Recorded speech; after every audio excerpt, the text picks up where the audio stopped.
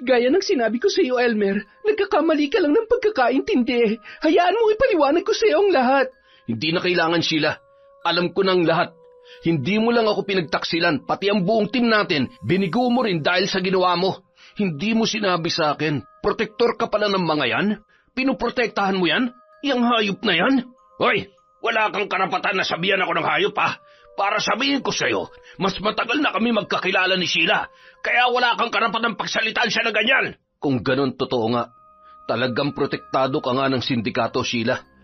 Nagsisisi ako na minahal kita. Nagsisisi akong pinagtaksilan ko ang sarili kong asawa para lamang sa'yo. Tapos ito lang palang igaganti mo sa akin?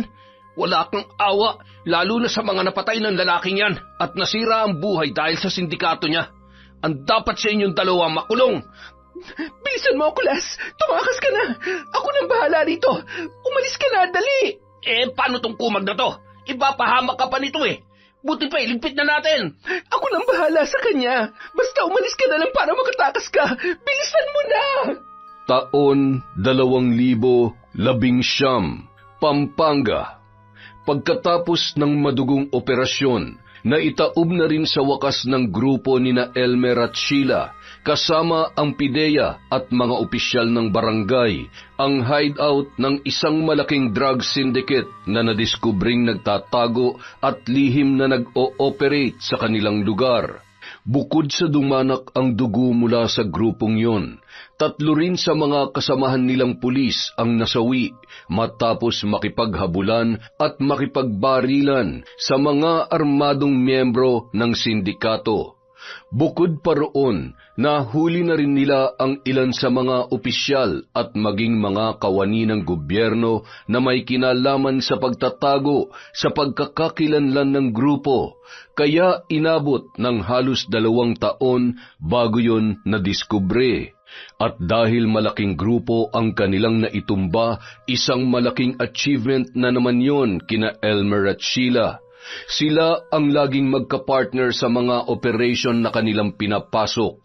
Ngunit kung kailan paalis na sila, saglit na nagtungo si Sheila sa bandang dulo ng lugar kung saan nasilayan niya ang isang matangkad na lalaki na nagngangalang Kulas, ang mismong leader ng drug syndicate na kanilang napabagsak. Tandaan mo to. Huwag ka na magpapakita rito at siguruhin mong walang makakakilala sa'yo. 3 sa mga tauhan namin ang sinakripisyo ko para lamang mapagtakpan kita at mailigaw sila. Huwag mong sayangin ang pagkakataong binigay ko sa'yo. Naintindihan mo ba ako, Kulas? Abay, siyempre naman. Huwag ka mag-alala, Officer Sheila. Hinding-hindi na ako babalik dito sa Pilipinas. Lalo na't dala ko na tong pera na gagamitin ko para makapagbagong buhay sa ibang bansa. Nakahanda na ba yung sasakyan yung bangka papunta ron sa destinasyong sinasabi nyo? Oo, bibiyahe na kami ng sundo ko papuntang Tawi-Tawi. Doon kami dadaan sa backdoor exit gamit ang bangka. Tapos, sa Malaysia na ang punta namin. At mula ron, may isa pang grupo na naghihintay sa amin patungo naman doon sa isa pang bansa na pupuntahan namin. Nakalimutan ko na nga lang kung anong bansa yun, basta malalaman ko rin pagkarating na namin doon.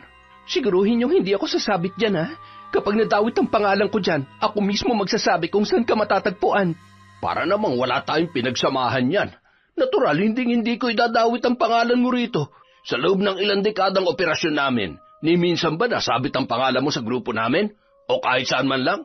Na hindi nga nila ako kilala at lalong wala silang alam na ako talagang leader dito. Gumana yung plano ko, at ngayon, ibang tayo yung inaakala nilang leader na dadalhin nila sa kulungan, dahil din yun sa tulong at mga payo mo. Kaya paano kita idadawit? Ikaw talaga, oo. Naniniguro lang ako. Ang layo na ng narating namin para lang sa operasyong ito. Ayokong dito pa ako masira. Para namang wala kang tiwala Huwag kang mag-alala. Pag nakaalis na ako rito, mag-uutos ako ng tauhan ko para bahaginan ka ng perang nakuha ko. Pangako yan! Basta abangan mo na lang kapag may numerong tumawag sa'yo. Sagutin mo dahil baka tauhan ko na yon. Oo na, sige na. Umalis ka na't babalik na ako sa team ko at baka mahuli pa ako rito. Alright! Kita-kits na lang kung saan man tayo pagtagpuin ulit ng tadhana, my friend. Salamat! Pagbalik ni Sheila sa kanyang grupo, agad siyang nilapitan ng partner niyang si Elmer. Yun din ang tawagan nila sa isa't isa, lalo na kapag nasa loob sila ng isang operasyon. O partner, saan ka galing? Wala. May chinek lang ako banda ron.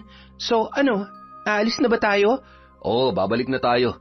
Tapos na ang operasyon natin dito. Ipapasara na rin daw tong building na ginawa nilang hideout. Grabe, no?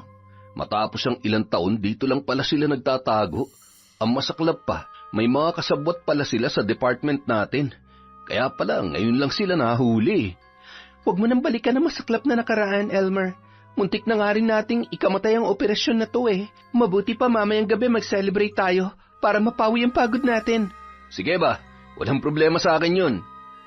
Madaling araw na nang makauwi si Sheila matapos ang selebrasyon ng kanilang team. Pagpasok niya sa bahay, naabutan niya ang kanyang asawa na si Sandro. Nakasimangot na naman yun sa kanya at nagkakamot pa ng ulo. Saan ka na naman galing? Ba't ang tagal mo? Akala ko ba kaninang tanghali pa natapos yung operasyon nyo? Bakit ngayon ka lang? Natural, nag-celebrate kami. Alangan naman tumanggi ako kasama namin yung boss namin. Malaking operasyon na napagtagumpayan namin at talagang kasama na rin ng selebrasyon tuwing matatapos kami. Bakit hindi ka man na nagsabi sa akin? Para sana hindi ako nag-aalala sa'yo. Bakit ka naman mag-aalala? Ganito naman lagi pag may operation Para naman bago ka ng bago. Pwede ba? Magbago ka na. 2019 na. Daig mo pang babae kung maghinala sa asawa ikaw ano? Daig mo pang lalaki kung gumimik. Natural, mag-aalala ako dahil asawa kita. Tapos kung ano-ano mga delikadong operasyon pang pinapasok nyo. Anong gusto mo? Magsaya ako rito habang nakikipagpatayan ka ron? Pwede ba? Kauuwi ko lang. Uumpisahan mo na naman ako. Matulog ka na nga na mapahinga yung utak mo. Nakakasakit ka ng ulo Kasama mo na naman ba dun sa celebration yung Elmer na yon? Ay, ano naman? Katrabaho ko siya at kasama ko lagi sa lahat ng misyon. Natural, kasama ko rin sa selebrasyon. Kayo na lang kasi lagi magkasama Pansin ko lang kahit wala kayong pasok. Diyos ko naman, Sandro. Huwag mo sabihing selos ang dahilan kaya ka nagkakaganyan. Pinagsaselosan mo yung katrabaho ko? Natural magkasama kami lagi dahil nasa iisang department kami. At yung mga araw na nagkikita kami kahit day off, madalas na on-call kami. Ganun lang yon. Palibasa wala kang alam sa trabaho namin Pwede ba? Huwag mo na akong simulan at baka kung ano lang ang magawa ko sa'yo. Magpapahinga na ako. Nambubwisit ka pa Napayuko na lamang ang lalaki at hindi na nakasagot, habang si Sheila naman dumiretso na sa kanilang kwarto. Nang sumunod na araw, magkasama silang muli ni Elmer sa kanilang department. Habang may inaasikasong papeles, umupo naman siya sa harap ng table nito para makipag-usap. Nakakainis sa pwesto ko. Pwede bang dito na lang muna ako habang naghihintay ng utos ni boss? Sige ba, okay lang. Ano pa ba magagawa ko nandito ka na? Kumusta na pala kayo ng asawa mong si Nita? Di ba sabi mo nag-away kayo noong nakaraan at ayaw kanyang patuloyin sa bahay? Ano ba talaga nangyari noon? Hindi mo pa nakukwento sa akin. Nakita niya kasi sa kwarto ko yung binili kong regalo. Nagulat siya kasi hindi niya naman daw hilig yung ganun pero ba't daw yun ang binili ko sa kanya? Iniisip niya na baka sa ibang babae ko yung balak ibigay. Kaya ayun, pinalayas ako ng isang araw. Kaya naman pala Pero over naman dun sa isang araw kong pinalayas. Siguro hindi lang yun ang unang beses na may nahuli siya sa'yo, no? Kaya siguro naging ganun na yung reaction niya. Parang ganun na nga. Pero lagi naman kami nag-aaway ni Nita Minsan nakakasawa na lang din. Laging tamang hinala. Minsan tuloy parang ayaw ko nang umuwi Natural, magsiselos talaga yon. Lalo't hindi naman pala yun ang hilig niya tapos bigla-bigla yun ang binili mo. Anong regalo ba kasi yun at para kanino ba talaga dapat? Sheila, pwede ka makausap? Yes boss. Coming na po. Hindi na nila naituloy ang kanilang usapan nang tawagin na si Sheila ng kanilang superior. Nagpaalam na agad siya kay Elmer sa pamamagitan ng pagtango saka siya lumabas ng opisina nito. Pagkatapos ng kanyang shift, sabay na silang lumabas ng lalaki sa police station. Habang naglalakad, bigla niyang kinalabit si Elmer. Uy, mukhang mapapasabak na naman tayo sa isang malaking operation. Bakit daw? Ano bang sabi ni boss sa'yo? Parang related sa ipinagbabawal na gamot Malaking grupo na naman daw to. Ha? Na naman? Ano ba yan?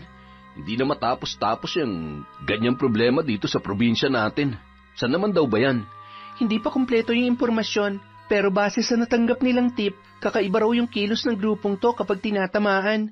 Parang nagiging zombie raw sila, tapos pumapatay din daw sa iba't ibang lugar. At para hindi sila mahuli, kinukuha nila yung mga bangkay ng biktima nila tapos susunugin. Ano? Grabe naman yun. Tapos, ano ka mo? Parang nagiging zombie? Hindi ba yan yung flakaban tawag doon? Aba, malay ko, kulang pa yung impormasyon Pero kung totoo man yun, mukhang mas matindi tong operasyon na to. Mukhang mas mapapasubo tayo rito. Biruin mo, ang makakalaban natin dito parang zombie dahil sa tinitira nila. Sus, basic lang yan.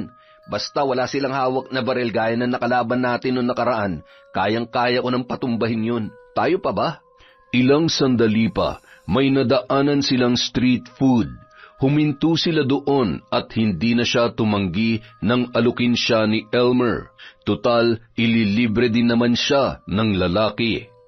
Habang kumakain sila, wala sa loob na napalingon si Sheila sa kung saan. Mula sa di kalayuan, umagaw sa pansin niya ang isang matandang babae na may mahabang puting buhok. Maputik ang paa at may bakas ng dugo sa bibig na umaabot hanggang sa harap ng puting damit nito. Nakatayo yun sa gitna ng matataas na damo at kahit nasa malayo, tila nakatingin yun sa kanilang kinaroroonan. Sinubukan niyang kalabitin si Elmer at nang hindi yun lumingon, tiningnan niya ang lalaki. Nakita niya na nag-aabot pala yun ng bayad sa tindero. Hinila niya si Elmer at itinuro ang kanyang nakita. Ngunit nang paglingon niyang muli, wala na ang naturang babae. Saan man siya lumingon ay hindi niya na yon matagpuan. Kanina nandun lang siya sa harap mismo ng mga damo. Sigurado ka ba? Baka naman pulubi lang yung nakita mo. Hindi ko alam, basta may nakita ko rin kanina. Ang bilis nga nawala Kinalabit lang kita. Imposible namang makalayo agad yon. Sa lawak nung daanan doon, makikita natin agad siya kahit saang direksyon pa siya magpunta. Baka naman dyan sa damuhan dumaan. Ang tataas niya, no?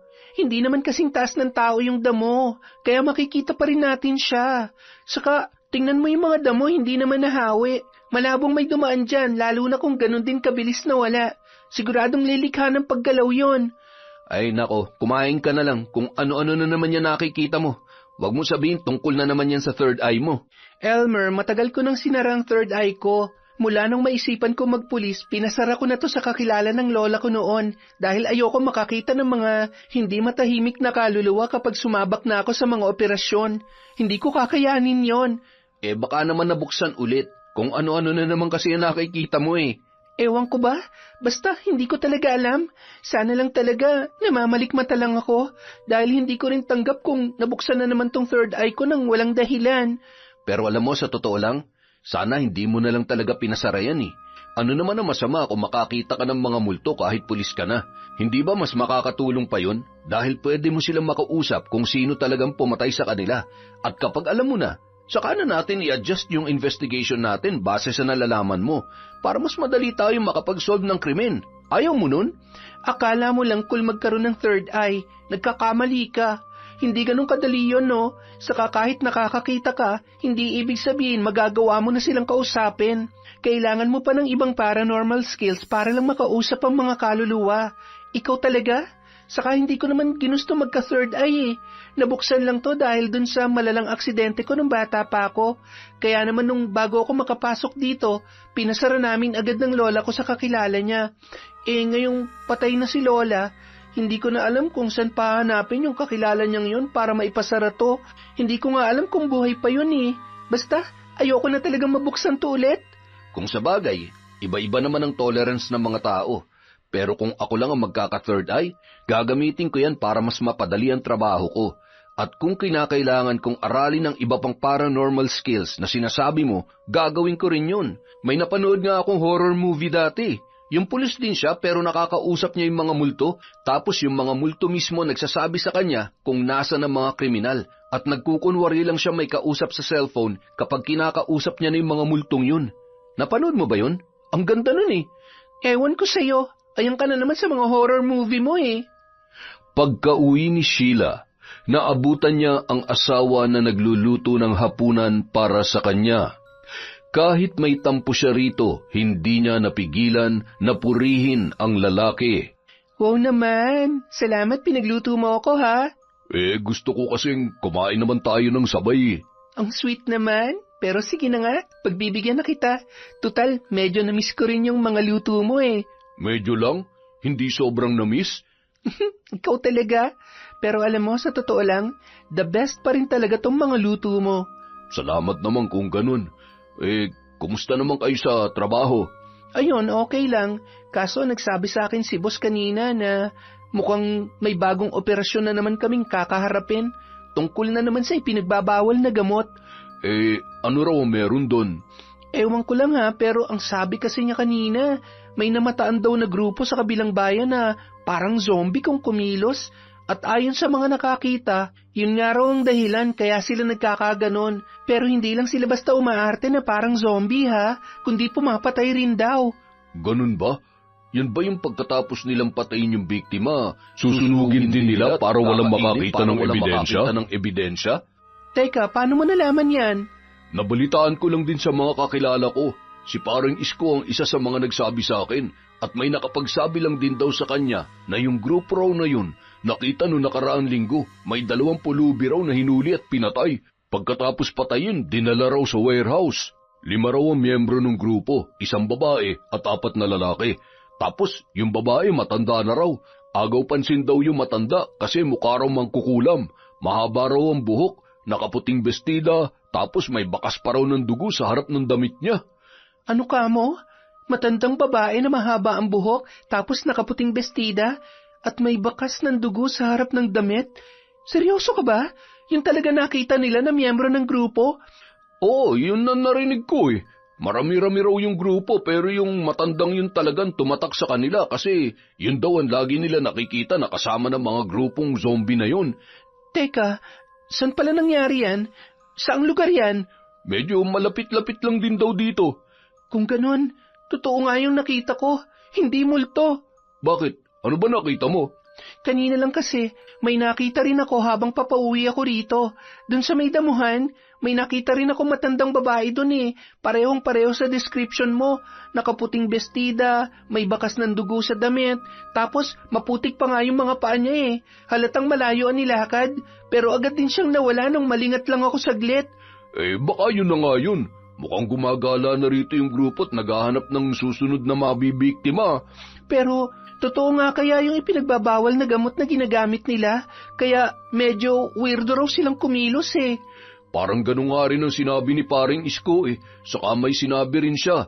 Ang isa raw sa epekto nung tinira nila, yung pagkakaroon ng sobrang bilis na paggalaw.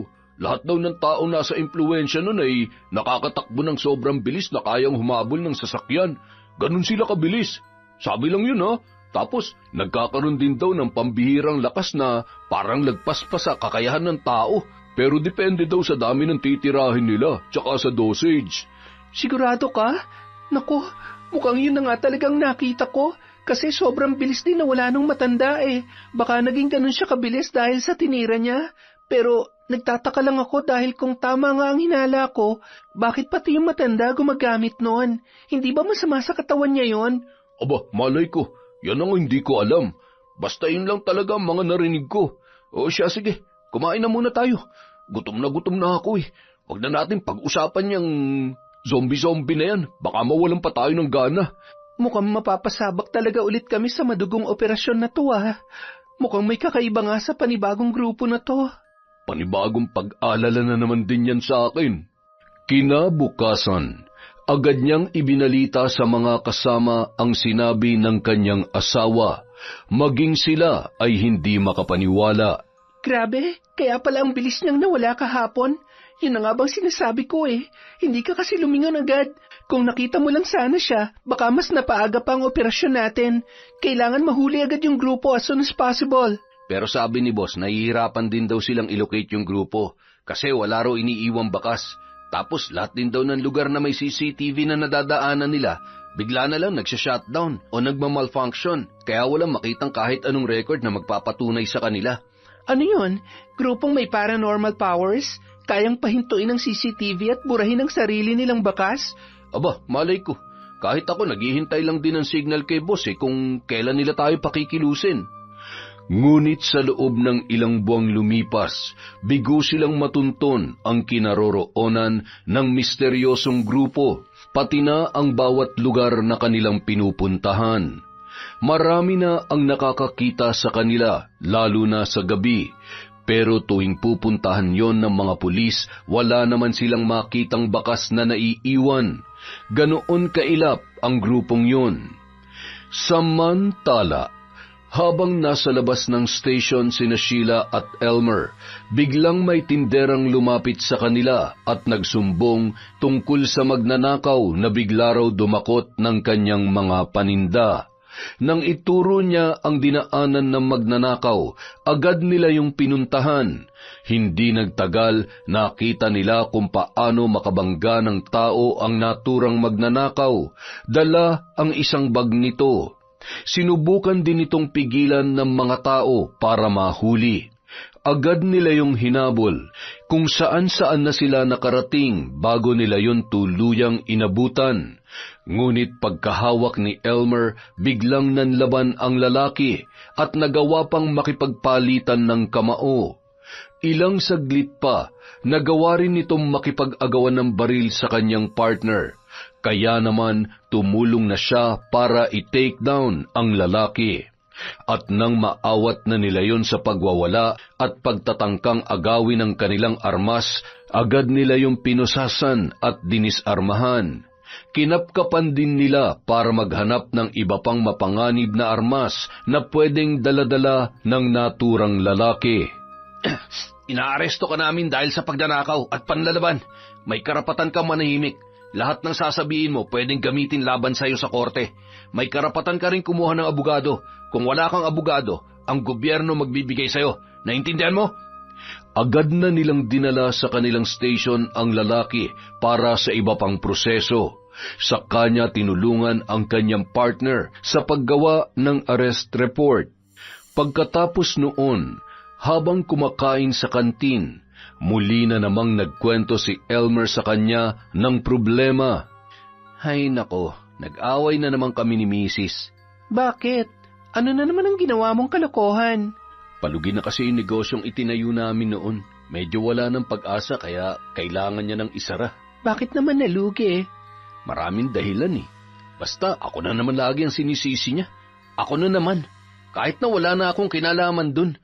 May sarili na akong trabaho Siya na nga lang ang nakatoka dun tapos ako pa sinisisi. Sawang-sawa na talaga ako sa bunganga ng babaeng yun Kung kailan pa asenso na kami, saka pa lumabas yung tunay na kulay niya. Kahit anong kapalpakan pang gawin niya, para sa kanya ako pa rin na may kasalanan, kaya nalulugi. Grabe naman yon. Alam mo, kahit ako aminado ko na may ganoon talagang mga babae. Kahit nga yung naging asawa na ng pinsan ko, ganyan din Ayun, naghiwalay din sila. So, ano nang plano mo niyan sa asawa mo? Ewan ko. Minsan hinahayaan ko na lang kung anong gusto niyang gawin. Ilang taon na kaming ganito Ilang taon na kaming away-bati. Kung hindi pera, selos, o kaya mga kamag-anak. Ngayon naman, negosyo na yung pinag-aawayan namin. Ay, ikaw ba? Mahal mo pa rin ba ang asawa mo? Siyempre, mahal ko. Kaya nga ilang taon na ako nagtitiis, di ba? Aabot ba ng ganong katagal ang pagtitiis ko kung hindi ko siya mahal? Pero ngayon kasi parang nakakasawa na talaga Alam mo yung lahat na lang ng kapalpakan niya sa mundo, sa akin niya sinisisi at ibinibintang. Sa totoo lang, parang di ko na alam kung saan ako lulugar Kung ganun, pareho pala tayo ng problema. Ako naman, selos lagi ang dahilan kaya kami nag-aaway ng asawa ko. Away-bati rin kami nitong taon lang na to. Kamakailan lang medyo okay kami, ipinagluto pa niya ako. Pero bago nangyari yon, talagang nagbabangayan kami. Hindi ko na rin alam kung magiging maayos pa talaga kami ng asawa ko. Alam mo, minsan, naiisip ko kapag naikasal ka na sa babae tapos ganun kadaming problema pa rin ang dumarating, tinatanong ko yung sarili ko, para sa akin ba talaga siya? O parte lang yun ang pagsubok ko? Well, alam mo naman na kahit sa usaping kasalan, may mga hindi pa rin nagtatagal dyan. Pero hindi ko naman sinasabing hiwalayan mo agad ang asawa mo. Subukan nyo rin munang ayusin hanggat kaya. Tulad namin ng asawa ko, sinusubukan ko pa rin siyang intindihin kahit pabago-bago ang mood niya. Araw-araw, ganun lang. Pag-uwi ni Sheila nung gabing yun, nakasimangot na naman sa kanya si Sandro. Anong ginawa mo kanina? Anong ginawa kanina? Natural, nagtrabaho. Bakit? Ibig kong sabihin saan ka kumain kanina. Sinong kasama mo? Anong san kumain? Natural dun sa kantin sa bayan na lagi kong kinakainan. Alam ko, pero ba't kasama mo na naman yung Elmer na yun? Ikaw ba may amnesia o talagang tanga ka lang? Magkatrabaho nga kami, di ba? Magkasama kami sa iisang department. Natural, magkakasama talaga kami araw-araw. Naiintindihan ko kung sa loob ng trabaho, pero bakit pati sa labas siya pa rin ang kasama mo? Pati sa pagkain? Hindi ka man na nagsama ng iba para kahit paano 3 kayo, hindi yung kayong 2 lang. Teka, ano na naman bang pinuputok ng butchi mo? Kailangan ba ikaw magdedesisyon kung sino dapat ang makasama ko sa labas araw-araw? Lahat na lang ba ng galaw ko may mali siya sa'yo? Bakit hindi? Kung ganito nakalapit ang mukha niyo sa isa't isa, masisisi mo ba ako kung bakit ako nag-iisip ng ganito? Tingnan mo nga to, oh. Hindi na kayo nahiya. Nakikita kayo ng publiko at naka-uniforme pa kayo. Paano kung may makakita sa inyo at questionin kayo? Lalo't pareho kayo may asawa na. Hindi ba nakakahiya yan sa propesyon ninyo? Teka, saan mo naman nakuha ang picture na to? Kinuhanan mo ba kami? Hindi mo ba alam na pwede ka rin kasuhan sa ginagawa mong yan? Kumukuha ka ng litrato ng walang permiso. Tapos ano naman ang gagawin mo dyan? Ipopost mo para lalo kaming siraan? Wala akong balak gawin yun. Pero hindi ko rin palalampasin tong ginagawa mo. Sabi mo nga sa akin, kaibigan lang ba talagang turing mo dun sa lalaking yon? Wala ba namamagitan sa inyo? Yan, dyan ka magaling. Sa mga ilusyon mo, natural, wala. Bakit ko naman sisirain ang sarili kong propesyon para lang dyan? Hoy, ikaw ha, itigil mo na tong kahibangan mong to. Isang beses na bisitan mo pa ako ulit sa parehong dahilan, hihiwalayan na talaga kita. Subukan mong gawin yan at magkakagulo talaga tayo. Ako pa talagang tinakot mo? Hoy, ikaw ang matakot sa akin dahil hindi mo alam ang kaya kong gawin. Bakit? May balak ka bang umabuso sa posisyon mo para gantihan ako? Magpapakababa ka ng ganon? Magpapakababa? Baka nakakalimutan mo kung saan basura lang kita napulot noon. Pasalamat ka nga at pinatulan pa kita eh. Sinasabi ko sa'yo, isang beses na magsalita ka pa ulit ngayon, talagang hihiwalayan na kita. Palalayasin kita dito, makita mo. Sige, magsalita ka pa. Pagkasabi noon, natahimik na lamang ang kanyang asawa, pero sobrang tindi naman ng pagdadabog na ginawa noon, lalo na nang siya ay pumasok sa kwarto. Kaya naman ng gabing yun, sa sala na lamang natulog si Sheila at hindi na tinabihan ang kanyang asawa. Kinabukasan, isang masamang balita ang inihatid sa kanya ni Elmer tungkol na naman sa problema nito sa kanyang asawa. Grabe, hindi talaga ako makapaniwala. Bakit nagawa ng asawa mo yun? Biruin mo, pinicturan pa talaga tayo tapos pinaprint pa niya at binigay sa asawa ko. Galit na galit tuloy sa akin noong nakaraang gabi. Hanggang ngayon hindi pa ako kinakausap. Malilintigan talaga sa akin ng lalaking yon. Humanda siya mamaya. Kala niya hindi ko kayang gawin yung sinabi ko. Pagsapit ng gabi, nakahanda na si Sheila na makipag-away sa kanyang asawa. Gigil na gigil, dala ng sobrang galit. Pero natigilan siya nang makita yung nag-e-empake na ng mga gamit. Saan ka pupunta? Maglalayas ka na? Mabuti naman kung ganon. Akala ko makikipagmatigasan ka pa sa akin eh. Handang-handa pa naman na sana akong patulan ka ngayong hayop ka. Bakit? Ano ba masama sa ginawa ko? Sinabi ko lang naman sa asawa ng kaibigan mo na pinagtataksilan nyo kaming dalawa. Mabuti pa nga umalis ka na bago ako may magawa sa'yo. Wala na tayong dapat pag-usapan pa. 1 taon ako nagtiis sa ganito pero ngayon ayoko na. Tama na. Yun na nga, 1 taon na tayong lagi nag-aaway dahil din sa iisang dahilan. Walang iba kundi ang Elmer na yon. Ibig bang sabihin nito, tama nga ang inala ko noon pa? 1 taon mo na ako niloloko dahil may namamagitan sa inyo? Pwede ba? Huwag mo na akong dramahan sa mga ilusyon mo. Umalis ka na rito dahil hindi na kita kailangan. Kung ganun totoo nga, may namamagitan nga sa inyo kasi ayaw mo nang itanggi. O baka naman, ikaw may gusto sa kanya. Tama, di ba? Kaya hindi mo tinatanggi ang mga paratang ko kasi alam mong totoo. Kaya pinapalayas mo na lang ako dahil hindi mo na alam kung paano aayusin ang problema to. Kung ganun wala kang kwentang asawa. Dapat pala hindi na lang kita pinakasalan. Ay wow! Kung makapagsalita baka nakakalimutan mo kung saan ka nanggaling at kung sinong dumukot sa iyo at tumulong para makaahon ka. Kung tutuusin, ikaw ang batugan dito sa ating dalawa eh. Ako nagtatrabaho para may makain tayo at makatira sa ganito kalaking bahay. Dahil kung yan trabaho mo lang ang aasahan natin, hindi tayo mabubuhay. Sige, manumbat ka pa. Manda ka sa gagawin ko. Ikakalat ko kayong dalawa hanggang sa masira kayo. Eh di pagkalat mo, go! Malaya ka na mula ngayon. Kung kailangan mo ng tulong sa annulment natin, sabihin mo lang para matulungan kita sa proseso. Basta umalis ka lang muna ngayon dahil ayaw kitang makita. Ano? Hindi mo man lang ba ako pipigilan? Talagang paalisin mo na ako? Paalisin mo asawa mo kahit malakas ang ulan? Abataran, nag-aalsa-balutan ka, di ba? Tapos tatanungin mo ako kung pipigilan kita? Sira na talaga ang ulo mo, tanga! Umalis ka na! Nagsisisi na ako na nagkaroon pa ako ng asawang gaya mo. Kung ako sa'yo, mag-resign ka na sa trabaho mong yan. Hindi bagay sa'yo maging pulis.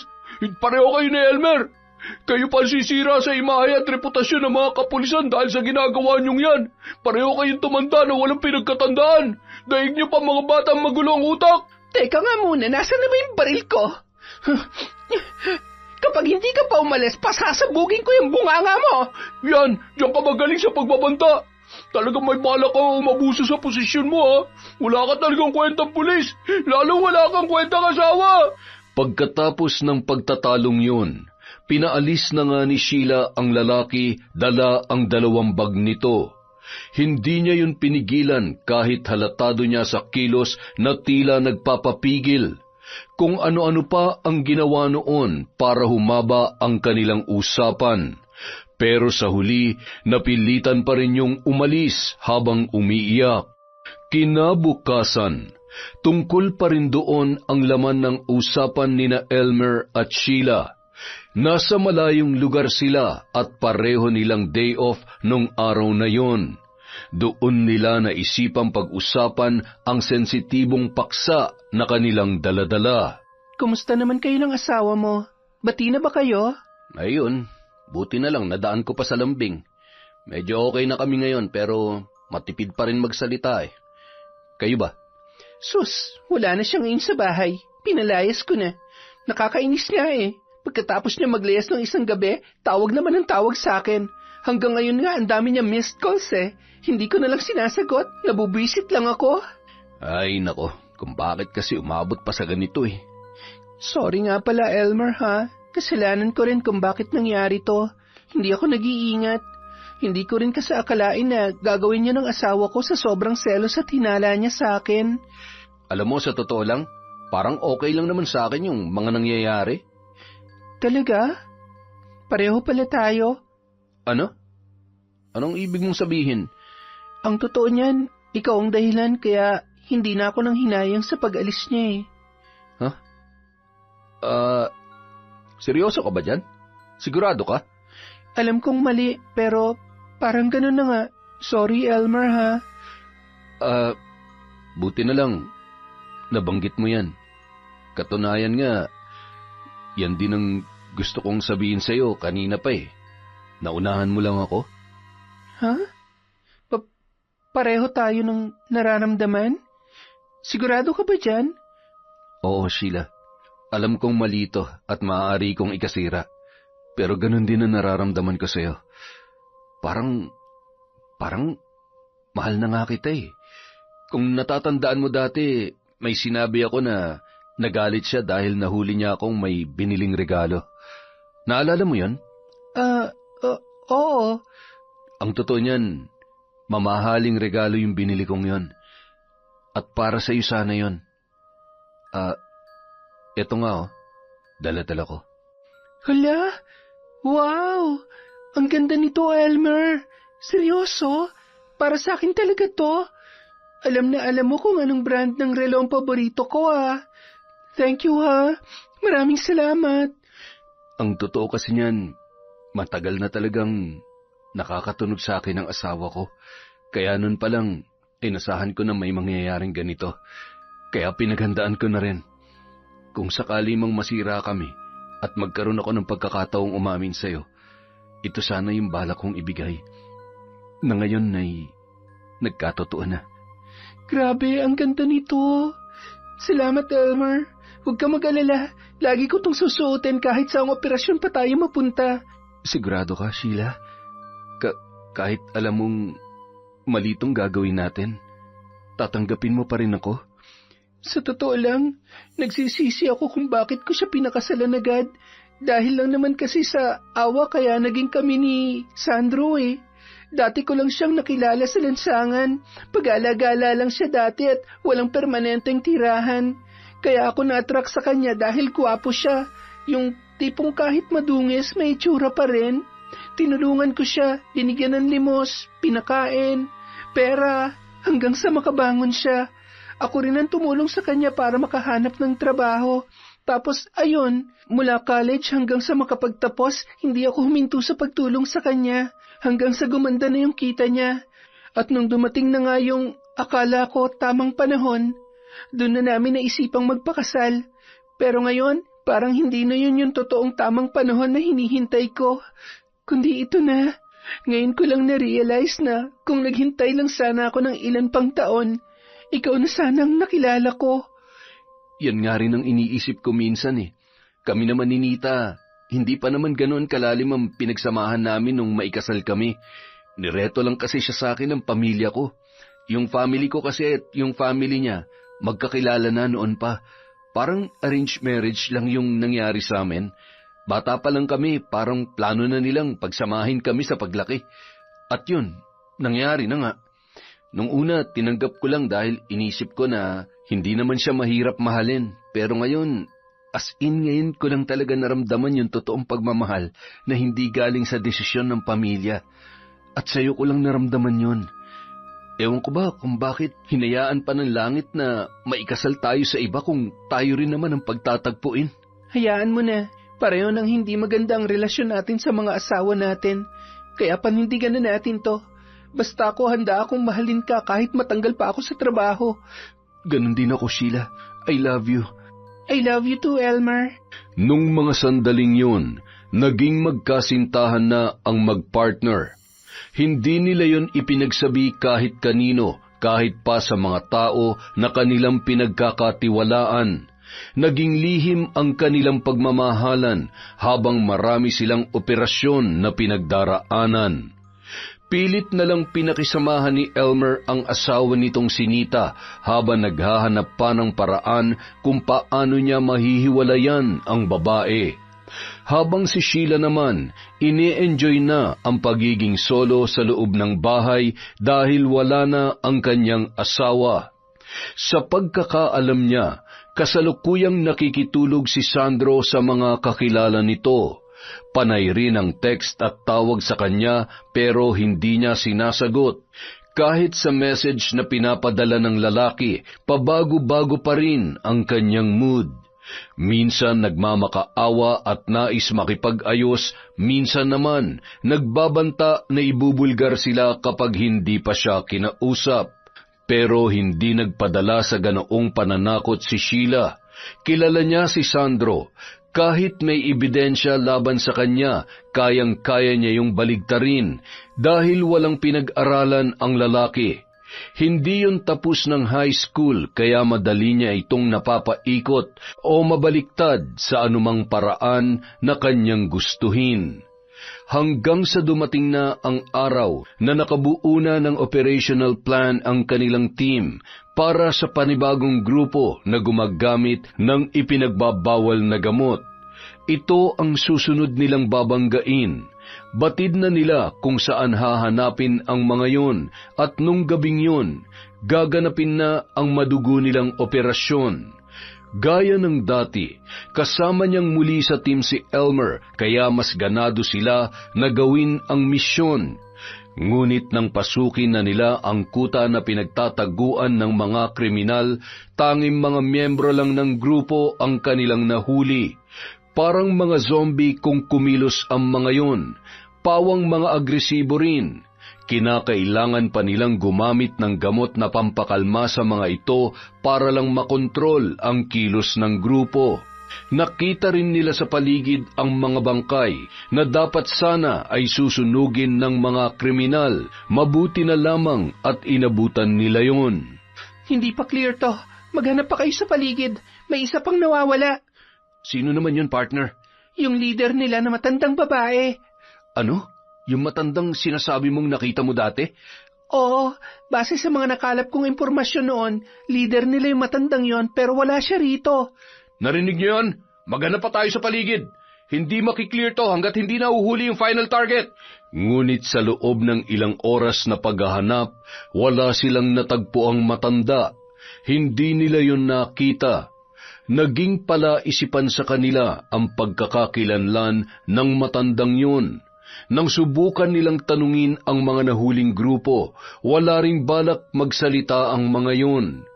Kahit nagbalik na sila sa katinuan, patuloy pa rin sila sa pagmamatigas. Hindi pa tayo pwede magdiwang hanggat hindi nahuhuli yung matanda. Malakas ang kutob ko na maaga na siyang pinitakas o baka nauna na siyang tumakas at sinadya niya talagang iwan doon ang mga tauhan niya. Maraming possibilities, pero sigurado akong natunugan tayo ng matandang yon kaya hindi natin siya naabutan. Mukhang alam niya ang ginagawa niya. Mas matinik pa siya kaysa sa nakilala ko. Ha? Sinong nakilala, partner? Wala. Kalimutan mo na yon.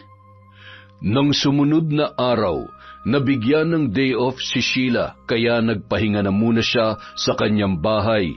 Si Elmer naman ay mayroong pasok kaya hindi niya yon nasamahan. Pagsapit ng hapon, naisipan niyang magpunta sa grocery store para madagdagan ang stocks niya ng pagkain sa bahay. Ngunit habang naglalakad, may nakita siyang pamilyar na muka. Sa di kalayuan, nasilayan niyang muli ang matandang babae na nakaputi. Gaya ng dati, nakaputing bestida pa rin yun, pero wala nang bakas ng dugo sa harap ng damit. Sa halip, ang mga kamay naman nito ang punong-puno ng dugo, maging ang ilalim na bahagi ng mahaba niyang buhok. Sa pagkakataong yun, medyo malapit-lapit na yun sa kanya, kaya nakita niya ng malinaw ang muka ng matanda. Medyo maputla, nanunuyot ang balat, at bahagyang namamaga ang talukap ng mga mata. Bigla yung ngumisi sa kanya hanggang sa masilayan niya ang mangitim-ngitim noong ngipin. At ilang sandali pa, bigla noong iniluwa ang isang bagay na nasa loob ng kanyang bibig. Isang patay na hayop. Malaking daga na durug na ang katawan. Nangilabot si Sheila nung una at napako ang mga paa sa kanyang kinatatayuan. Ngunit hindi nagtagal, naisipan niya yung habulin nang bigla yung kumilos at tumakbo. Nakita niya kung gaano yun kabilis sa kabila ng kanyang edad. Kung saan-saan na siya nakarating, ngunit hindi niya yun natagpuan. Napasuntok pa siya sa isang pader, dala ng sobrang galit. Buisit talaga! Saan ko na naman hahanapin ang matandang yon? Kinabukasan, may bago na namang mensahe na pinadala sa kanya si Sandro. Sa pagkakataong yun, nasa email naman. Laking gulat niya nang makita ang litrato nila ni Elmer, kung saan isinusuot ng lalaki ang binili nitong relo para sa kanya. Hindi siya makapaniwala na sinundan din pala siya noon nung araw na yon at nagawa pa silang kunan ng larawan. Ayon pa sa lalaki, sa mga pulis na raw niya ididiretso ang larawang yon kapag hindi pa siya pinatawad ni Sheila. Hindi na nakatiis pa ang babae, naging sukdulan na ang galit na kanyang nararamdaman. Kahit labag sa kanyang kalooban, napilitan siyang mag-utos ng mga tauhan para ipadukot ang kanyang asawa.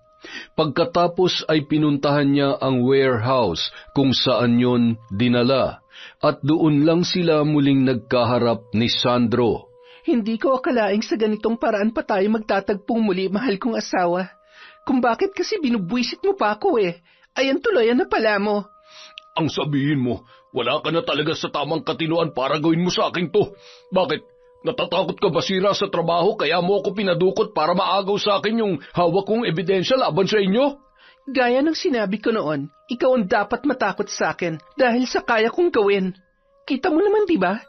Kahit hindi ko alam kung nasan ka, nagawa pa rin kitang ipadukot. Kaya sa tingin mo ba matatakot ako sa mga banta mo? Bakit? Tingin mo may maniniwala sa'yo kapag nilabas mo ang mga yan? Wala ka talagang puso, Sheila. Sana karmahin ka. Kapag may nangyari sa akin, ikaw ang unang mapagbibintangan. Alam mo, bukod sa email na yon, may ibang bagay pa akong pinaglagyan ng mga ebidensya ko. At nag-utos din ako ng tao para ilabas yun sa tamang pagkakataon. Kaya huwag ka magdiwang porket napalukot mo ko. Hindi ako titigil hanggat hindi ko kayo nasisirang dalawa. Ang dapat sa inyo, ma-expose at mapahiya sa buong mundo. Tingnan lang natin. Bugbugin nyo na yan. Huwag nyong tigilan hanggat hindi natututo. Walang hiya ka, Sheila. Sumpahin ka sanang hayop ka.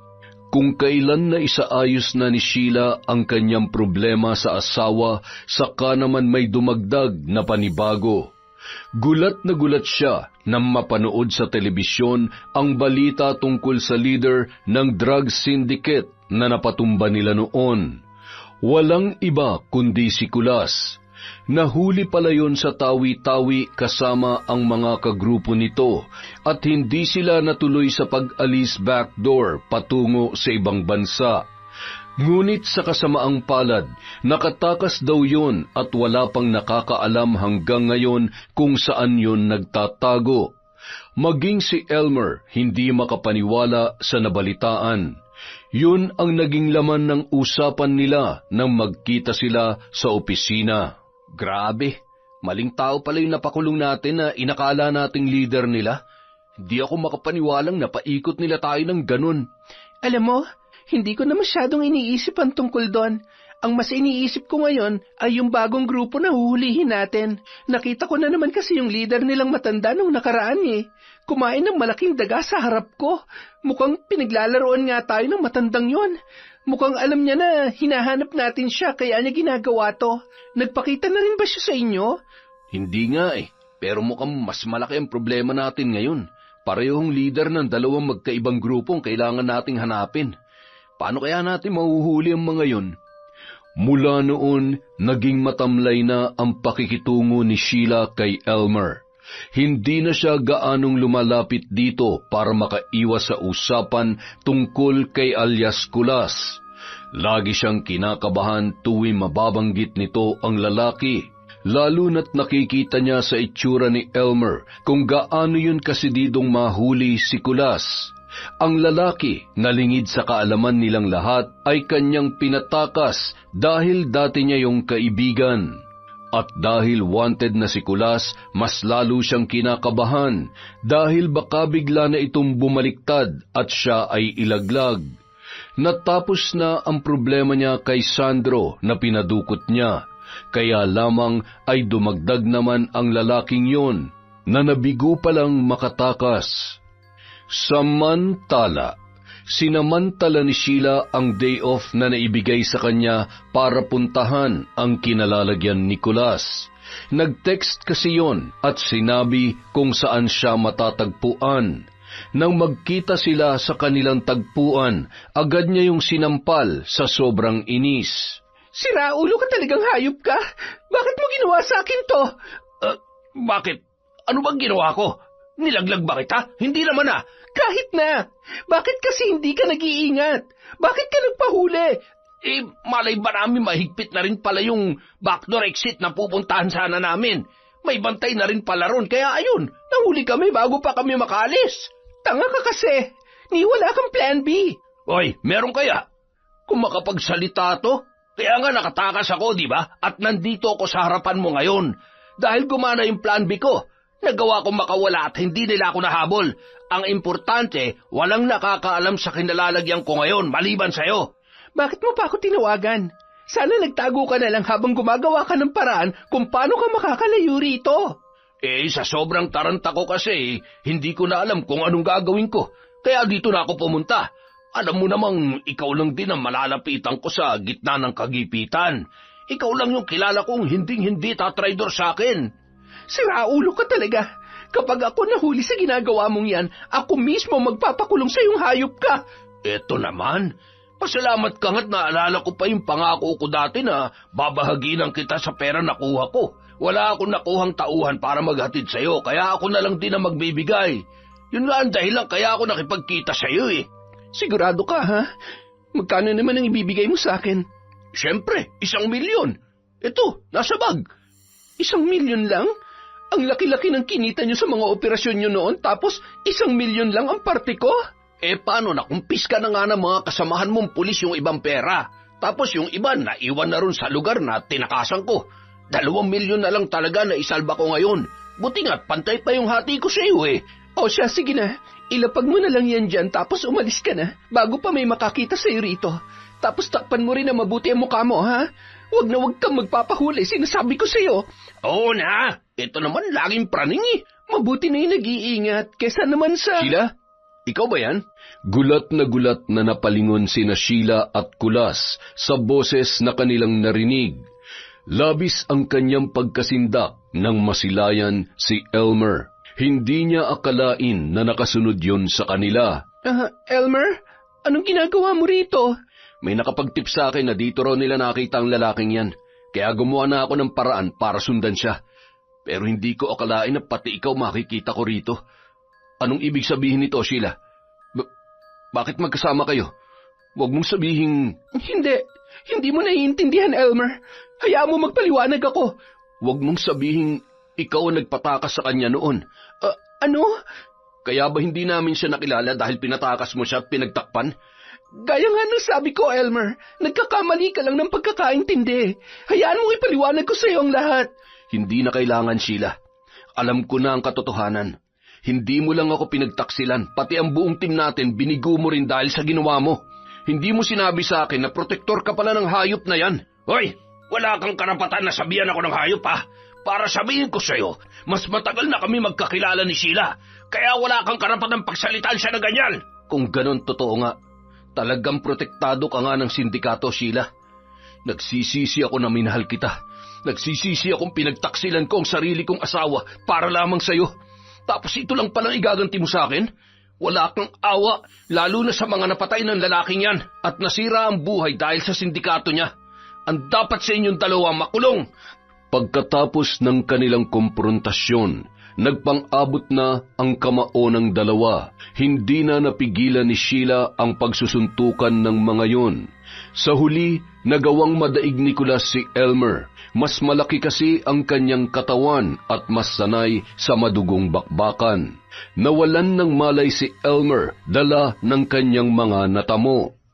Bilisan mo, Kulas! Tumakas ka na! Ako nang bahala rito!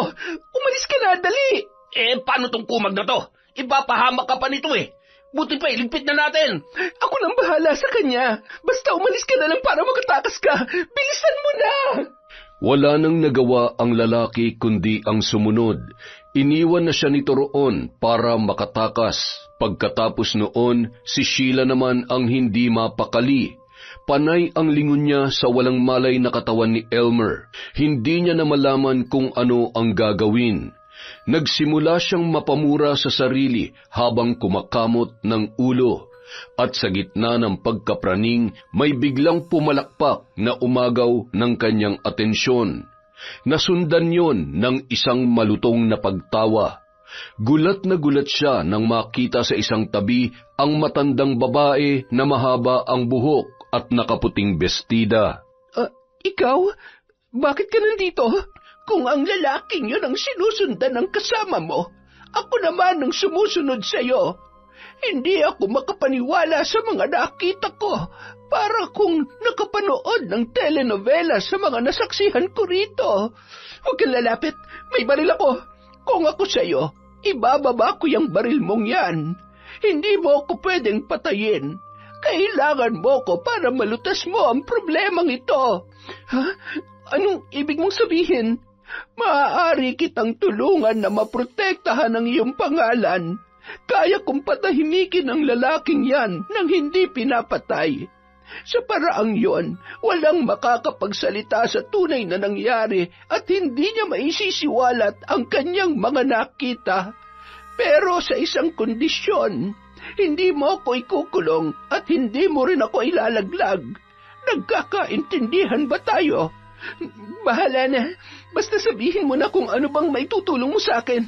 Patunayan mong sarili mo bago kita paniwalaan. Sa pamamagitan nito, magkakaroon siya ng malubhang sakit. Isang sakit kung saan hindi na siya makakalakad at makakapagsalita. Magiging lantang gulay na lamang siya. Ano?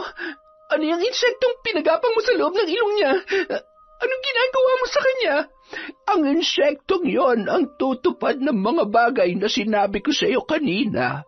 Doon magmumula ang malubhang sakit na magpapahirap at aalipin sa kanya. Pero bakit ganon? Anong klaseng nilalang ka ba talaga? Ha? Ako si Ising. Aling Ising ang tawag sa akin ng mga kagrupo ko. Isa akong mambabarang na itinaboy sa sarili kong probinsya sa Siquijor. Kaya naman naglilibot-libot na lang ako sa iba't ibang lugar para makalikha ng maraming hukbo. Anong hukbo ang pinagsasabi mo? Para patuloy kong mapakinabangan ng kapangyarihan kong barang.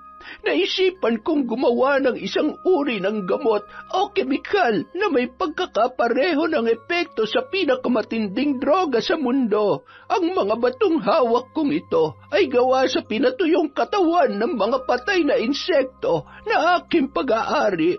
Ito ang ginagamit ng aking mga miyembro para makalibot sa kanilang problema.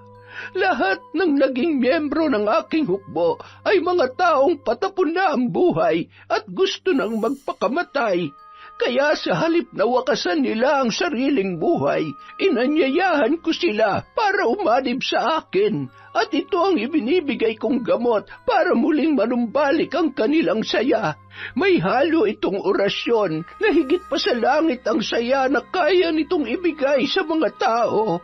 Unti-unti na rin kaming naglilibot sa iba pang mga lugar para palakihin ang aming grupo. Kung hindi nyo lang kami nahuli, malaki na sana ang hukbo namin ngayon. Ano? Isa kang mambabarang? Na gumagawa ng sariling ipinagbabawal na gamot o kemikal para ipainom sa mga tagasunod mo? Anong klaseng utak ang meron ka? Huwag mong itanong sa akin kung anong klaseng utak ang meron ako sa iyo. Baka itanong ko rin sa iyan at hindi mo masagot. Pareho lamang tayong sira ang ulo kung tutuusin. Ikaw, babaeng pulis, pero protektor ka ng kriminal at hiniwalayan pa ang asawa dahil lamang nahulog sa lalaking kasama sa trabaho. Anong utak ang meron ka para magawa ang lahat ng yon? Ha? Bakit alam mong tungkol doon? Sino ka ba talaga? Gaya nga ng sinabi ko sa iyo, nagmula ako sa makapangyarihang angkan ng mga mambabarang sa aming probinsya. Hindi lang puro pambabarang ang kaya kong gawin. May kakayahan din akong bumasa ng isip at kapalaran ng isang tao. Sakop din ang kakayahan ko ang magpagaling ng mga may sakit, magpaalis ng may sapi, at magtaboy ng mga ligaw na engkanto at espiritu sa paligid. Marami akong kayang gawin, babae. Kaya hindi uubra sa akin ang kamalditahan mo. Oo na, sige na. Kung sino ka mang matanda ka, wala na akong pakialam. Ngayon, ano bang maitutulong mo sa akin? Paano ko maitatago lahat ng to?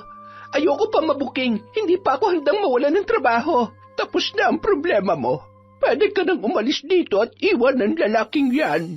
Dahil oras na magising siya, unti-unti nang kakalat ang sakit sa kanyang katawan na hatid ng insektong ipinasok ko sa loob niya. Oras na kumalat yon, hindi na siya makakapagsalita o makakapaglakad pa. Hindi ka na rin niya isusumbong. Siguraduhin mo lang na ganun nga ang mangyayari kung ayaw mo magwakas ang buhay mong matanda ka. Kahit gaano ka pa kagaling mambarang, isang bala ka lang. Huwag ka ring mag-alalang bruha ka. Kahit mamatay ako, magagawa ko pa rin mambarang at hindi ka ligtas sa akin. Ganoon katindi ang aking kapangyarihan. Walang hiya ka talaga. Bahala ka na nga dyan. At huwag mo ako matawag-tawag na bruha, ha? Ay, oo nga pala. Hindi ka nga pala bruha, kundi kabit lang. Siraulo ka talagang matanda ka. Tumigil ka na't baka kung ano pa magawa ko sa'yo. Nagbibiro lang naman ako, Binibini. Masyado ka namang seryoso. Mabuti pa'y umuwi ka na at magpahinga. Mangyayari ang mangyayari, kaya wala ka nang dapat pang ipag-alala. Pagkatapos ng kanilang pag-uusap, may tinawagan si Sheila sa telepono. Nagtawag siya ng tauhan na susundo sa kanya para mabilis siyang makaalis at wala nang makakita. Ngunit kung kailan dumating ang kanyang mga tauhan, saka naman saktong nagising si Elmer. Nagulat yung muli nang siya ay masilayan. Muli siyang sinumbatan ng lalaki, kaya naman kahit masakit, ipinabugbog niya na yon sa kanyang mga tauhan. Halos mamatay si Elmer sa bugbog at nang muling mawalan ng malay, doon palang nila yon muling iniwan. Hindi niya naiwasang mapaiyak nang makauwi sa bahay. Hindi niya akalain na sa isang iglap lang ay aabot sa ganoon ang lahat. Kinabukasan, may panibagong plano na tumakbo sa kanyang isipan. Kahit labag sa kanyang loob, ay pilit niya nang ginawa yun para lang mabaliktad ang sitwasyon at mailigtas ang sarili sa nagbabadyang kapahamakan. Hinanap niya si Kulas at siya mismo ang nagpakulong dito. Maging ang lalaki ay gulat na gulat at hindi makapaniwala sa kanyang ginawa. Habang nasa loob ng kulungan, hindi niya napigilang lapitan yun. Anong ginawa mo? Bakit mo ako nilaglag? Akala ko ba'y magkakampi tayo? Sorry, Kulas. Kailangan kong gawin to. Okay lang kahit hindi mo na ako mapatawad. Anong ibig mong sabihin? Ilang sandali pa, bigla na lang nagsuka ang lalaki. Pati ang mga pulis sa paligid ay nagulat nang makita yon. Lahat sila ay nasindak dahil may kasamang mga itim na uod at bulati ang suka noon. Nagulantang sila maliban kay Sheila. Samantala, pag-uwi sa bahay, pinuntahan siya ni Aling Ising at sila ay nag-usap. Matanong ko lang, bakit mo nga pala naisipang ilaglag ang sarili mong kaibigan? Hindi ba't siya rin ang taong tinulungan mong makatakas laban sa sarili mong minamahal? Kailangan kong gawin yon para hindi na ako pagdudahan ng boss ko at ng mga kasamahan ko. Para sa mata nila, isipin nilang ako nakahuli at nakapagpakulong sa kriminal na yon. Sakali mang magsalita si Elmer, hindi siya paniniwalaan. Pero hindi mo naman kailangang gawin yon kung tutuusin, dahil napatawan ko na rin ang barang ang lalaking mahal mo. Hindi na siya makakapagsalita laban sa'yo. Siguraduhin mo lang, dahil labag sa loob ko ang ginawa kong paglaglag sa sarili kong kaibigan para lang malinis agad ang pangalan ko. Huwag ka mag-alala. Hanggat hinahayaan mo ko sa labas para makahanap ng panibagong mga miyembro ng aking hukbo, patuloy kitang poprotektahan sa iyong mga plano. Siya nga pala, meron pa akong pabor na hihingin. May isa pa sana akong patatahimikin. Yung asawa ko, si Sandro. Hawak siya ngayon ng mga tao ko pero gusto ko sana mabigyan na rin siya ng sakit para hindi na rin siya makapagsalita kahit makatakas pa siya. Magagawa mo ba yon? Walang limitasyon ang paghingi mo ng tulong sa akin, babae. Hanggat ako'y malaya, malayang-malaya ka ring humingi ng anumang pabor. Nang mga sumunod na araw, yun nga ang nangyari. Nabalitaan na lamang ni Sheila sa mga tauhan na dinapuan daw ng malubhang sakit si Sandro. Nagsusuka raw yon na may halong insekto. Dumudugo ang ilong na may kasamang uod at lumobo ang kanyang tiyan. Sinubukan pang isugod sa ospital, ngunit wala nang nagawa ang mga doktor. Katulad ng sinapit ni Kulas, kahit nasa ilalim yon ng pangangalaga ng mga pulis, kasalukuyan yung ginagamot ngayon. Katulad ni Sandro, dinapuan din yon ng malalang sakit na pumipigil sa kanyang pagsasalita. Kaya kung anuman ang kanyang nalalaman ay hindi niya masabi sa kahit na sino. Makalipas ang ilang araw, nabalitaan niya sa mga katrabaho na isinugod daw si Elmer sa ospital. Bigla na lang daw kasi yung nagsuka ng dugo at may halong mga bulate. At nang magising, hindi na raw makalakad at hindi na rin makapagsalita. Lahat ng taong nakakaalam sa sikreto ni Sheila ay kanya nang napatahimik. Wala nang paraan ang mga yon para ilaglag pa siya kahit gustuhin nila. Dahil doon, pinangatawanan na ng babae ang kanyang kasamaan. Ginagamit niya ang sariling propesyon para takpan ng maskara ang tunay niyang muka. at patuloy rin siyang kumikilos ng palihim para patahimikin ang iba pang tao na balak siyang siraan o ilaglag. Isang araw, muling dumalaw ang matanda sa kanyang bahay. Sa likod sila nag-uusap para walang makakita. Total marami na rin akong naitulong sa'yo. Pwede bang pakawalan mo na mga miyembro ko? Nahihirapan na ako makahanap ng kapalit nila dahil sa nangyari. Sorry pero hindi ko pwedeng gawin yon. Baka mahalata ako at doon ako mabuko. Hawak na sila ng mga pulis ngayon at mahirap ng pakawalan pa ang tulad nila. Kung ganoon, tulungan mo na lang ako makahanap ng mga bagong miyembro. Ikaw ang maghanap ng mga taong nais tikman ang bago kong timpla na may halong barang. Mas masarap yan sa pakiramdam at mas matagal ang epekto. Susubukan ko kung ano magagawa ko. Basta wag mo lang ako madaliin. Alam mong marami akong ginagawa ngayon. Nauunawaan kita. Isang araw, napilitan ng humingi ng tulong sa albularyo si Nita para sa asawang si Elmer. Hindi niya na kayang makita ang paghihirap nito sa ospital. Kung ano-anong pagsusuri na ang ginawa rito ng mga doktor pero hindi pa rin gumagaling. Patuloy pa rin lumalala ang kanyang karamdaman. Salamat po, Mang Domeng. Nakadalaw kayo dito sa amin. Pasensya na po sa abala. Wala yun, Iha. Malapit lang talaga sa akin yang si Elmer. Parang anak na ang turing ko dyan. Kaya naman nung marinig ko nangyari sa kanya, hindi ako nagdalawang isip na bumiyahe rito sa Pampanga, kasama ang aking apo, para lamang madalaw kayo. Heto nga po palang lagay ng asawa ko. Ilang buwan na kami rito sa ospital. Sa tingin ko, wala na magagawa ang mga doktor sa kanya, kaya sa inyo na po ako lumapit. Tingnan niyo po, ano kaya itong dumapo sa asawa ko? Bakit siya biglang nagkaganito? Base sa nakikita ko sa kanya, sa bibig, sa paa, ay nako, malakas ang kutob ko na isang makapangyarihang uri ng barang ang ipinataw sa kanya, Nita. Barang? Sino naman po ang nagpabarang sa asawa ko? Kahit po marami kaming pinag-awayan nitong mga huling buwan, wala naman po ako natatandaan na may kaaway siya para ipabarang siya ng ganito. Huwag kang mag-alala. Mabuti na lang talaga't naitago ko ang isa sa makapangyarihang gamit na pag-aari ng aking mga angkan. Ito ang ginagamit namin para kontrahin ang anumang makapangyarihang sumpa ng mga mambabarang noong kapanahunan namin. Ano po yan, Mang Domeng? May mahika po ba yan? Hindi ba ginagamit din yan ng mga mangkukulam? Ang manikang ito ay may pagkakahalin tulad sa isang antigwar na bersyon ng mga mangkukulam. Pero ang kaibahan, hindi ito nagbibigay ng sakit. Bagkus ay hinihigop niya yon para gumaling ang may karamdaman. Manood kang mabuti.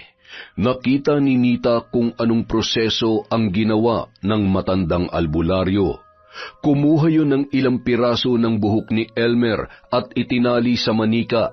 Pagkatapos ay tinusok din ito ng karayom ang daliri ng lalaki at kumuha ng kaunting patak ng dugo. Nang mabahiran na ng sariling dugo ang karayom, itinusok yun ng matanda sa mismong manika. Sa kanya yun ipinatong sa tabi ng unan ng lalaki. Maghintay lamang tayo ng isang araw. Unti-unti nang e-epekto ang panggagamot sa kanya. Ito ang makalumang pamamaraan ng mga mangkukulam at mambabarang noon para kontrahin ang sumpa ng kanilang kapwa. At dahil nagmula rin ito sa isang makapangyarihang mambabarang na nadaig noon ng aking mga ninuno, tiwala ako sa taglay nitong bisa. Kinabukasan, nagulat na lang ang lahat dahil bigla nang gumaling si Elmer. Sa loob lamang ng 24 oras nanumbalik agad ang kanyang lakas. Muli na siyang nakakatayo at nakapagsasalita. Samantala ang manika naman sa tabi niya ay nabulok na. Nalusaw at doon nalipat ang mga itim na uod. Pagkatapos ay agad nila yung sinunog upang tuluyang mawala ang salot na daladala noon. Maraming salamat po sa tulong niyo, Mang Domeng. Salamat po, Mang Domeng. Hindi ko akalain na sa ganitong paraan pa tayo magkikita ulit. Walang anuman. Bago nga pala ako umalis, Narito ang mutya na galing sa aking mga ninuno. Mabisa itong pantaboy sa mga itim na kapangyarihan at negatibong enerhiya sa paligid. Lagi niyo itong isusuot, lalo na kung pupunta kayo sa mga hindi pamilyar na lugar. Maraming salamat po. Aalagaan ko po ito. Magmula nang gumaling si Elmer, siya na mismo ang nagsumbong sa kinauukulan tungkol sa lahat ng nalalaman niya kay Sheila. Hindi nagtagal, napatunayan sa investigasyon ang lahat ng mga ginawa ng babae, kabilang na ang pagtatago sa kriminal na si Kulas, ang pagpapadukot sa sariling asawa, pati na rin ang pagpapalusot nito sa iba pang kriminal na nangyari sa dating operasyon na hindi siya kasama. Bukod doon, may nahuli pang isa ang mga pulis, matandang babae na nagngangalang Aling Ising. Lagi nitong sinasabi na may kakayahan daw yung mambarang at kung ano-ano pa ang lumalabas sa kanyang bibig. Sa huli, hindi sa kulungan dinala ang matanda, kundi sa mental hospital. Tuluyan na kasi yung nasiraan ng bait matapos madakip. Siya nga pala, Anita, hindi pa pala ako nakakapag-sorry na maayos sa'yo. Sana mapatawad mo ako sa lahat ng mga nagawa ko. Aaminin ko, nakapagtaksil ako sa'yo. Nagkaroon kami ng relasyon noon ni Sheila. Naging kabit ko siya pero panandalian lang yun. Nung malaman kong lahat ng tinatago niya, sobra ako nagsisi sa ginawa ko. Kaya sana, mabigyan mo pa ako ng pagkakataong patunayan muli ang sarili ko sa'yo. Hindi natin ginusto ang nangyari. Pasensya na rin sa mga pagkukulang ko, lalo na nung mga panahon na ikaw lagi ang napagbubuntunan ko ng galit sa sarili ko namang kapalpakan. Gagawin kong lahat para maging maayos ulit ang pagsasama natin, mahal. Lagi mong tatandaan, mahal na mahal kita. Mahal na mahal din kita, Elmer. Samantala, makalipas ang 5 taon, marami nang nagbago sa buhay ni Sheila sa loob ng kulungan. Hindi na siya isang pulis, kasalukuyan na siyang nakakulong dahil sa patong-patong na kaso. Ngunit tanggap niya na ang nangyari sa kanyang buhay. Kung dati siya mismo ang nagpapalusot ng mga kriminal, ngayon siya na ang nangunguna sa pagpapakalat ng mga salita ng Diyos. Bumuo siya ng Bible study sa loob ng kulungan. Marami na siyang naging miyembro na tulad niya ay umaasa pa rin na magbabago ang buhay at makakalaya balang araw. Sa huling pagkakataon, dinalaw siya ng dating kaibigan na si Elmer. Alis na kami ng asawa ko. Sasama ako sa probinsya nila. Natutuwa ako na naayos mo pang pagsasama niyo. Masaya ako para sa iyo, Elmer. Pasensya na sa lahat na nagawa ko, ha? Hindi ko sinasadyang masira ang relasyon niyo at matukso ka dahil sa akin. Matagal ng panahon nangyari yun. Kalimutan na natin ang lahat. Ang mahalaga, nagawa mo pa rin magbago. Ituloy mo lang yan at malay mo, may awa rin ng Diyos. Hindi na ako umaasa na makakalabas pa ako rito, lalo na sa dami ng kasalanan ko. Bukod sa naging protektor ako ng mga kriminal, naging kabit pa ako ng pulis. Pero hindi ako magsasawang ikalat ang salita ng Diyos kahit dito lang sa loob ng kulungan. Hindi ko bibitawan ang mga salita niya hanggang sa huling hininga ko. Kahit sa ganung paraan man lang, makabawi ako sa lahat ng mga kasalanan ko. Huwag ka mawalan ng pag-asa, Sheila. Manalig ka lang palagi. Suportado ko ang pagbabago na nais mong gawin. Salamat, Elmer. Maraming salamat. Mag-iingat kayo ng asawa mo, ha? Pagpalain nawa kayo ng Panginoon. At mula noon, nakamit na nila ang tunay na kapayapaan. Nagpatuloy ang masayang pagsasama nina Elmer at Nita sa probinsya. Doon na rin na destino ang lalaki. Habang si Sheila naman patuloy na gumagawa ng kabutihan sa loob ng kulungan, kasama ang mga miyembro ng kanyang Bible study group. Yon! Isa na naman pong malupit na kwento! Maraming salamat po sa inyong walang sawang pagsuporta. Meron po ulit tayong shout out. Hello po kay Mataray Zel Vlog. Hi din po kay Adela Lee, kay Dayan Supapo, kay CJ Balundo, Matthew Ruiz. Hi po kay Miss Dimple, kay Imelda Pasqua, kay LTV Kwentong Kababalaghan, Support din po natin siya mga kaenteng. Maraming salamat po sa inyo. Hi po kay Febe Ranyada, kay Princess Abadayan from America. Hi po kay Sebastian Albao, kay Jessica Sobremonte from Tatalon, QC. Hi din po kay Cute Survivor. Hello kay Joy Aniban, kay Jasmine Vicente, kay Elsa Havinya. Hi kay Mary Jean Constantino or Mary Jean Constantino. Hi po kay Habiba Panduma, kay Marilor Guevara, kay Ubarko Alpa. Hi din po kay Yang Pasardan, Bangti Girl, Sabrina Pama, kay Sugar Alvarado Creo at kay Tita Honey Alvarado Creo at Vivian Nodalo from Jana May Creo. Hi din po kay Chat Advincula, kay Ideal Girl, Riz Pataleta, Zoe Agan, Lenny Nicolas, Nena Diones, kay Vicky Yabut. Hi po kay Jane, kay Jacqueline Sevilla, kay Maricar Dequila from Marjorie DQ. Hi po kay Chris Rod May Suralta, kay Lorena Cabigas. Hello kay Ray, Billy Ray, Jenny May Buendia from Lucy Buendia. Hi po kay La Arnie Felisario, kay Kimpoy Feliciano. Tagal mong walang kritika. Nagpapansin tuloy sa iyong kwento. Hi po kay Winnie Belnas, kay Scarlett Sky Maniego, kay Gina Andraque Peñas from Kawayan Negros Occidental. Hi po kay Zaira Kate Sibaluka of Bagao, Cagayan. Tama po ba yun? Pasensya na po kayo kung mali. Hi po kay Virginia Belay, kay Resel Galope, kay Lilian Cabatas, kay Henelita Lubrigo, sa 24-Karat Master Trade. Uy, may trader. Pakapi trade naman, bossing. Hi po kay Liza Granadil, kay Jinky Victoriano, sa Tercena Family of Guimaras from Jane Toller. Hi po kay Almera Llanete, kay Leonor Saplala, kay Rica De La Rosa, Ma'am Shijam JB, hello po kay Gina De Gracia at kay Mika Kate. Maraming salamat po sa walang sawang pagsuporta sa Kwentong Enteng.